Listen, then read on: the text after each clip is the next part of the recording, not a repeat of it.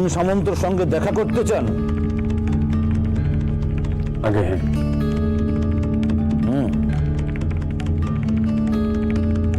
তা যতীন সামন্তর সঙ্গে আপনার সম্পর্ক? আগে তেমন যদি বলেন তো কোনো সম্পর্ক নেই গো। আবার যদি খোঁজেন সম্পর্ক আছে। ও মশাই, অত ঘুরিয়ে পেঁচিয়ে কথা বলবেন না। আপনি যার সঙ্গে দেখা করতে এসেছেন সে অত্যন্ত সিরিয়াস মামলার আসামি। আপনার কথা সন্দেহজনক মনে হলে আপনাকেও কিন্তু বিপদে পড়তে হতে পারে। স্পষ্টপষ্টি বলুন তো, যতীন সামন্তকে আপনি কিভাবে চেনেন? আমি চিনি এটা পুরোটা ঠিক নয়। তো দেখা করতে গেছেন কেন? মনে হচ্ছে জেলখানাটা গড়ের মাঠ। একটা লোক, তাকে চেনেন না, জানেন না, দেখা করতে চলে এসেছেন কেন? দেখা করে কি হবে? খোশগপ্প? আগে তার এক দিদি আমাকে পাঠিয়েছেন খবর নিতে।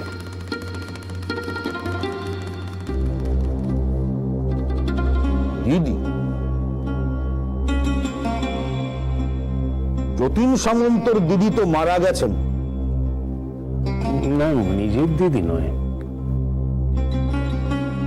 যিনি আমাকে পাঠিয়েছেন তিনি যতীনের অনাত্মীয় দিদি। রক্তের সম্পর্ক নেই গো।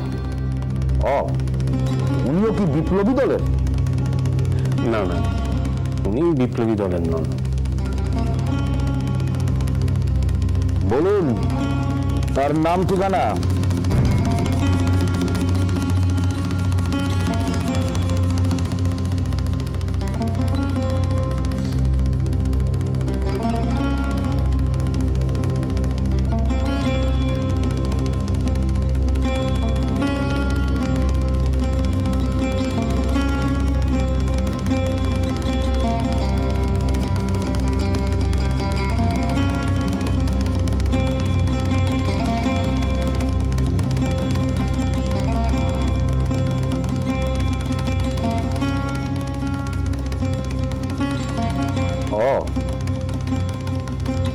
উপর মহলে সুপারিশ নিয়েই এসেছেন? তা আগে এটি বের করেননি কেন? বলেননি কেন যে আপনি সান্ন সাহেবের লোক? আগে ভেবেছিলাম দরকার হবে না গো।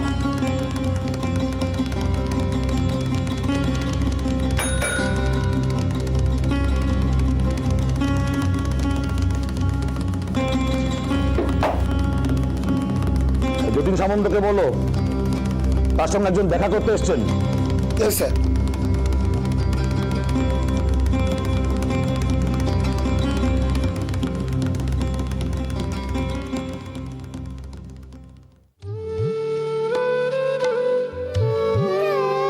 আমি কাল থেকে কাগজ আনা বন্ধ করে দেবো।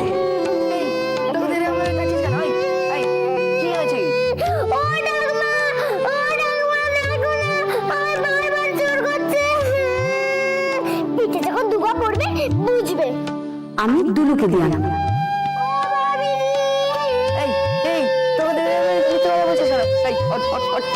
আমি উঠবো না, মা তোমাকে খাওয়াবোই খাওয়াবো। আচ্ছা আচ্ছা ঠিক আছে, সব দোষ আমার। এই দুলু, আমি উঠবো না। ডাক শুনেছো মামি?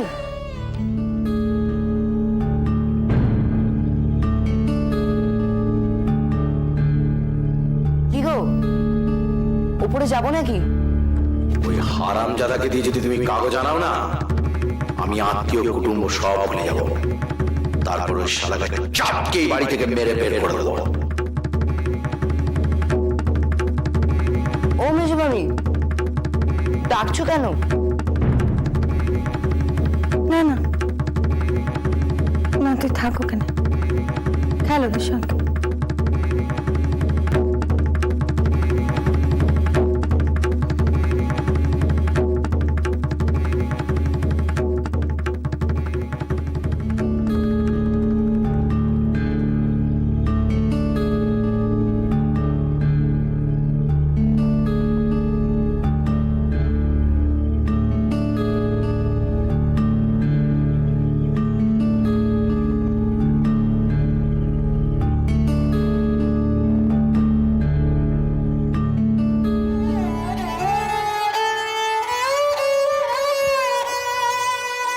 তাড়াতাড়ি ছুটবি তো? এক্ষুনি তো বলবি ধরে ফেললো, তারপর আবার কাঁদতে বসবি। বারে আমি তো হ্যাপি। তুমি ধরতে পারলেও ধরো না, পিছে পিছে হাঁটো। ইস রে, এবার তো তোকে আমি ধরবোই। তুই এক্ষুনি এটা বাসনগুলো গায়ে একদম, তখন তখন আমাকে তো কথা শুনতে হতো। চত্বর বারে আমরা খেলছি দেখতে পাচ্ছ না? বাবা, হাহ, এই আরেক মেয়ে হচ্ছে, মুখে মুখে তো কথা শেষ নেই। কেন যাও না, দাওয়ায় গিয়ে খেলে না, এখানে হুটোমুটি করছো কেন? চলে যায় মল্লিকা। চলো তো।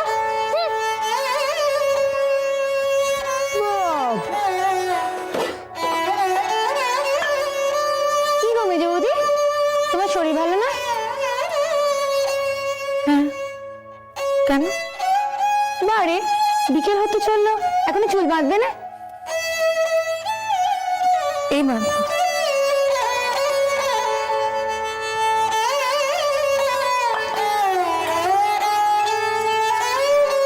খুদু দিকে দিয়ে আনো।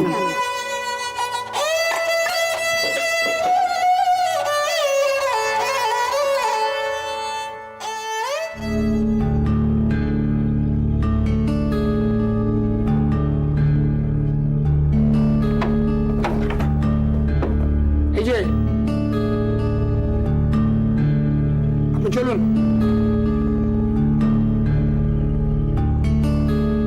ভালো করে তল্লাশি করে ঢোকাবি। Yes sir.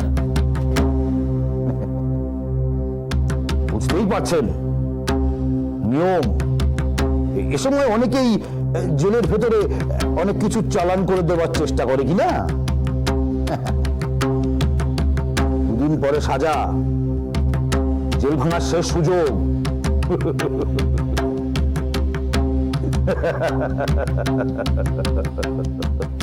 তোর মনে আছে মেজবু, ছোটবেলায় রাজু চুল বাঁধা নিয়ে কেমন করতো?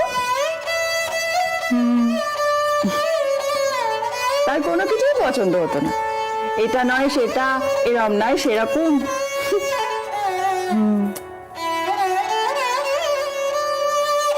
এই তুই কোথায় আছিস? খালি ঘুমিয়ে করছিস?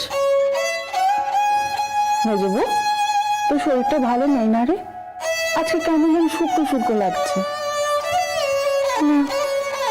ঠিকই তো আছে। আমি সব বুঝি রে, তুই তোর সেই পাতানো ভাইয়ের কথা ভাব, তাই না? তুমি কি করে জানি? ওরে, তোকে আমি এতটুকু বেলা থেকে দেখছি, তোকে চিনবো না? এই যে ওই একজন লোক দেখা করতে এসছে,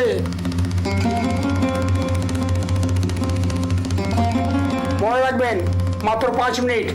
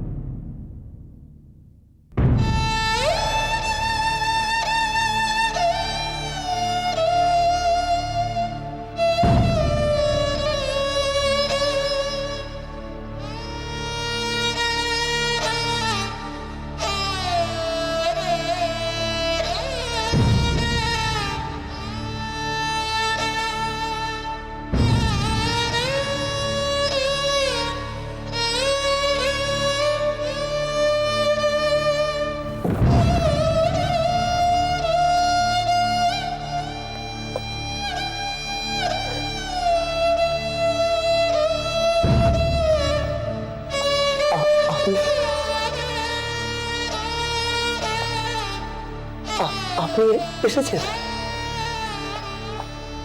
আমায় দেখতে?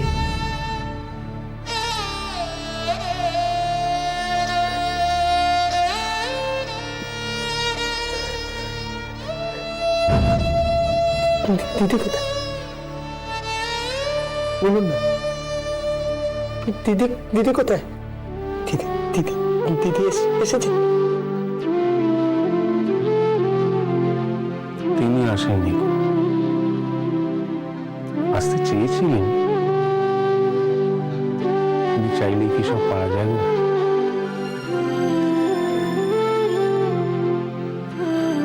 তার পায়েও যে অনেক বেড়ি, ওই মনটা থেকে বেড়ি পড়াতে পারে না তো, তাই সেটা ছুটে ছুটে এদিক ওদিক চলে যায়, কেউ ঢুকতে পারে না। দিদির আমাকে বলেছে? তাকে দেখে তোমার কি মনে হয়েছিল তিনি ভুলে যেতে পারেন তার ভাইকে? বারবার যতীনের কথা মনে হচ্ছে। ওই অতটুকু ছেলে, কত সাহস তার, কত বড় কাজে নেমেছে সে, কত বড় দায়িত্ব নিয়েছে নিজের কাঁধে। একবারও নিজের কথা না ভেবে দেখো,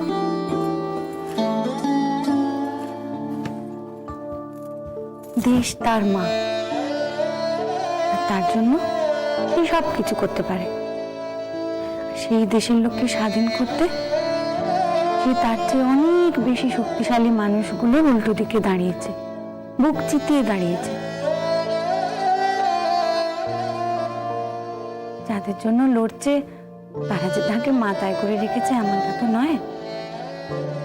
তবু সে নিজেকে, নিজের সংসার সবকে বিসর্জন দিয়ে তাদের জন্যই লড়ছে। জানো তো, মাথা উঁচু করে স্বাধীনভাবে বাঁচার স্বাদই আলাদা। খুব অদ্ভুত লাগলো কাল যখন আমার যতীনের কথা মনে পড়ছিল, ঠিক তখন আমার পেটের ভেতর থেকে কে যেন একটা ধাক্কা মেরে উঠলো। ও বাবা, এ তো দেখছি সেও জানান দিচ্ছে। মেজো বউ, একটু সাবধানে থাকিস। বড় ঠাকুরজি, তোমাদের কি আজই চলে যেতে হবে? হ্যাঁ, ওনার দাদার শরীরটা ভালো নেই রে। আর 2 দিন থাকা যায় না?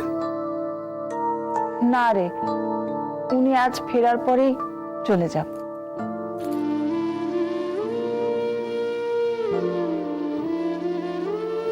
ও,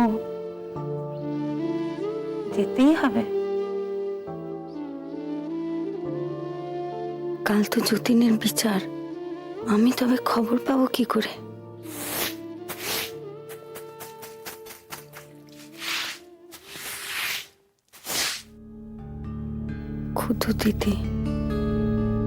খুদু দিদিকে দিয়ে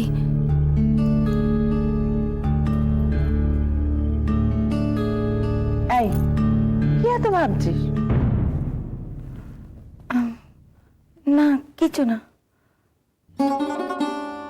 বড় ঠাকুর জামাই অনেকক্ষণ বেরিয়েছেন, তাই ভাবছিলাম। ও, তার কথা ভাবা হচ্ছে।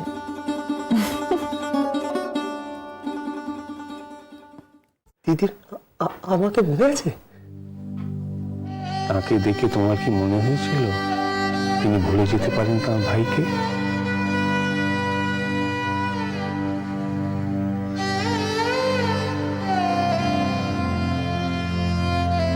তবে কিনা মানুষ সবকিছু ভুলে যায়। আমাদের কথা যেমন দেশের লোক ভুলে যাবে,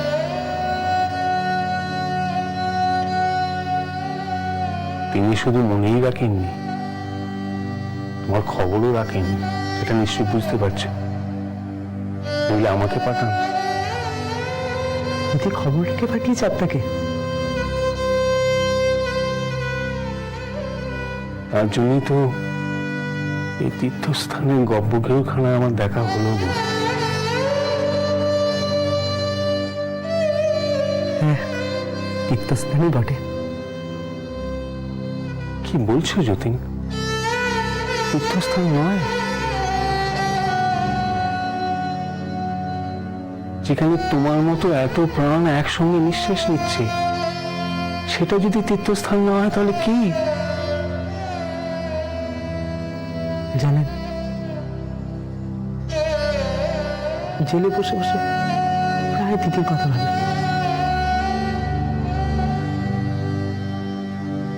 কি অদ্ভুত মানুষ, কি অসম্ভব সাহস, কত সহজভাবে ভাবতে পারে।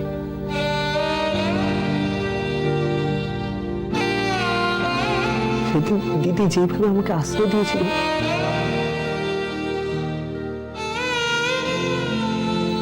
জানি না কোনো মা তার সন্তানকে এইভাবে আশ্রয় দিতে পারে কি। একটা কথা খুব মনে হয়েছিল, দিদিকে বলেছিলাম, ওনার মতো মানুষ যদি আমাদের দেশে ঘরে ঘরে থাকতো, ইংরেজদের সাধ্য ছিল না এতকাল রাজত্ব করবে। ওই সাহসের কাছে, ওই হাসি মুখের কাছে আমরা কবে হেরে দেশ ছাড়া হতো।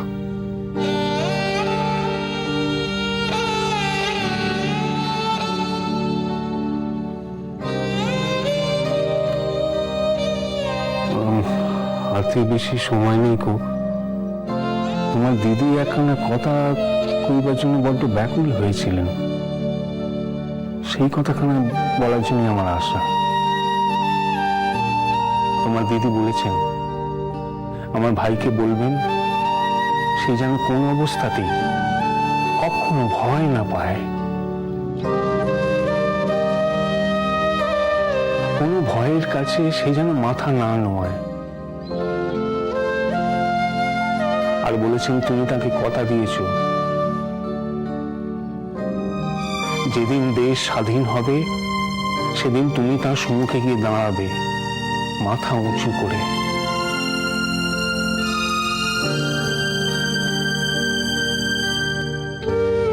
সেই কথার মান তোমাকে রাখতেই হবে যতীন।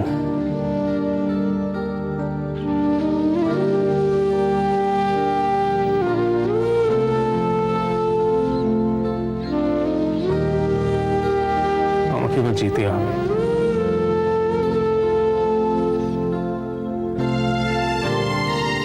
জয় হোক।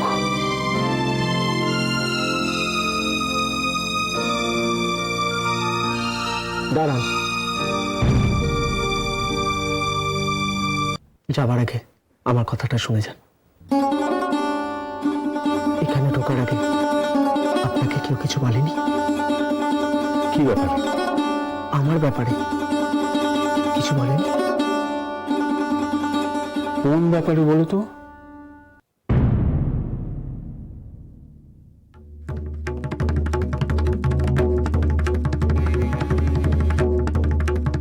এরা আমায় রাজসাক্ষী হতে বলেছে।